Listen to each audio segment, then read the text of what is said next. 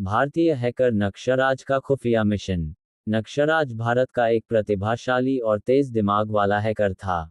उसकी उम्र केवल 28 साल थी, लेकिन उसकी तकनीकी महारत ने उसे भारत के खुफिया विभाग रॉ का सबसे महत्वपूर्ण सहयोगी बना दिया था। बचपन से ही नक्सराज को कंप्यूटर और साइबर सुरक्षा में रुचि थी। वह अपने कोडिंग कौशल और विश्लेषण क्षमता के कारण डिजिटल योद्धा के नाम से मशहूर था। एक दिन उसे एक खतरनाक मिशन पर भेजा गया। यह मिशन इतना गोपनीय था कि केवल भारत के प्रधानमंत्री और खुफिया एजेंसी के उच्च अधिकारी ही इसके बारे में जानते थे। मिशन का उद्देश्य था दुबई में छुपे आतंकी संगठनों के नेटवर्क को तोड़ना और उनके वित्तीय स्रोतों को नष्ट करना। इसके अलावा पाकिस्तान में सक्रिय आतंकवादी संगठनों की फंडिंग को बंद करना भी इस मिशन का हिस्सा था। मिशन की शुरुआत, नक्सराज को दिल्ली के एक गुप्त ठिकाने पर बुलाया गया। वहां रॉ के वरिष्ठ अधिकारी कबीर सिंह ने उसे मिशन की पूरी जानकारी दी। दुबई में कई आतंकी संगठन सक्रिय हैं। वे भारत में कई हमलों की साजिश रच रहे हैं। उनका मुख्य डेटा सर्वर दुबई के एक गुप्त स्थान पर है। तुम्हें उस सर्वर को हैक करके उनके सभी डेटा को नष्ट करना है। साथ ही पाकिस्तान के आतंकी संगठनों को मिलने वाली विदेशी फंडिंग को ट्रेस करके उनके अकाउंट्स फ्रीज करने होंगे। ये काम बेहद खतरनाक है, लेकिन मुझे तुम पर भरोसा है। नक्सराज ने आत्मविश्वास से कहा, मिशन कितना भी खतरनाक क्यों न हो, मैं इसे पूरा करूंगा। यह मेरे देश की सुरक्षा का सवाल है। दुबई में ऑपरेशन की योजना।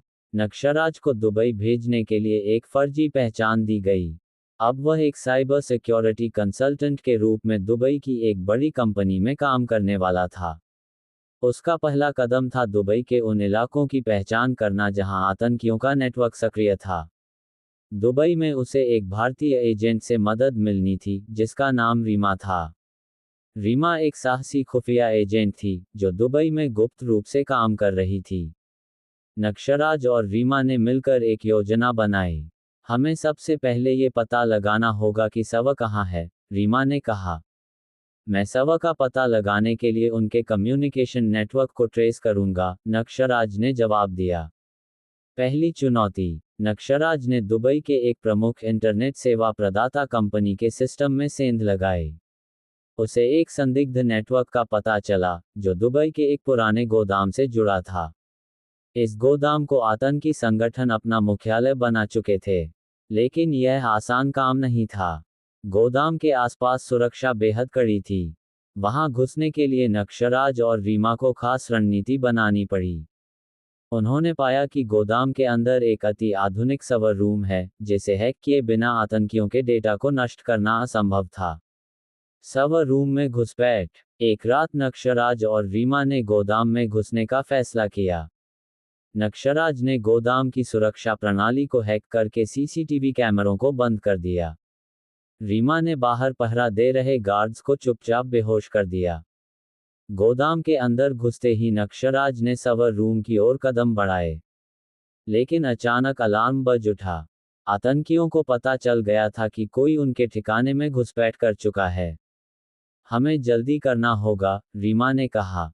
नक्सराज ने तुरंत सर्वर रूम के कंप्यूटर पर अपना सिस्टम कनेक्ट किया और डेटा को नष्ट करने का काम शुरू कर दिया। एक प्रतिभाशाली और तेज दिमाग वाला हैकर था। तभी आतंकी गोदाम के अंदर 28 साल थी। रीमा ने बहादुरी से मुकाबला किया और उन्हें खुफिया विभागों का सबसे महत्वपूर्ण सहयोगी बना दिया। तेजी से अपने काम को पूरा किया। नक्सराज ने न केवल आतंकियों का सारा डेटा नष्ट किया, बल्कि उनके बैंक खातों की भी जानकारी निकालने क्षमता के कारण काम पूरा हो गया। के नाम से चिल्लाया।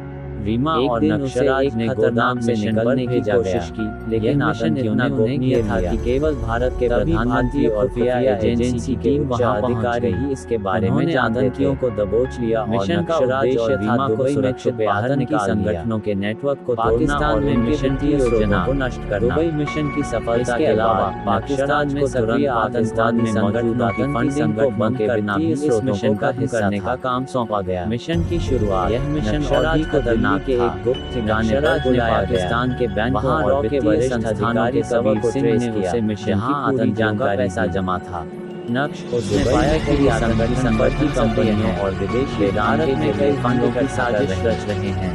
उनका मुख्य डेटा सबक पाकिस्तान में बैठकर मिशन करना संभव नहीं। उस सबक को हैक करके नक्शराज ने भारत में नष्ट करना है एक रिमोट ऑपरेशन शुरू किया। पाकिस्तान के आतंकी संगठन के साथ मिलने वाली आतंकियों के फंडिंग खातों में से उनके अकाउंट्स फीड कर नक्शराज ने उनके खातों से पैसा गायब करना और उसे भारतीय एजेंसियों के कब्जे में पहुंचा दिया। सिर्फ इतना ही नहीं, नक्शराज ने आतंकियों के फर्जी दस्तावेज और डिजिटल पहचान को भी नष्ट कर दिया। इससे उनकी गतिविधियां ठप हो गईं। आतंकियों की प्रतिक्रिया। आतंकी संगठन नक्शराज की इस कार्रवाई से बौखला गए। उन्होंने उसके लोकेशन का पता लगाने की कोशिश की, लेकिन नक्शराज ने अपनी पहचान को इतने अच्छे से छुपाया था कि वह उन्हें ढूंढने में नाकाम रहे। अंतिम चरण। मिशन के अंतिम चरण में नक्शराज ने आतंकियों के मुख्य कमांड सेंटर को भी निशाना बनाया। उसने एक खतरनाक साइबर हमला करके उनके सभी संचार नेटवर्क को ध्वस्त कर दिया।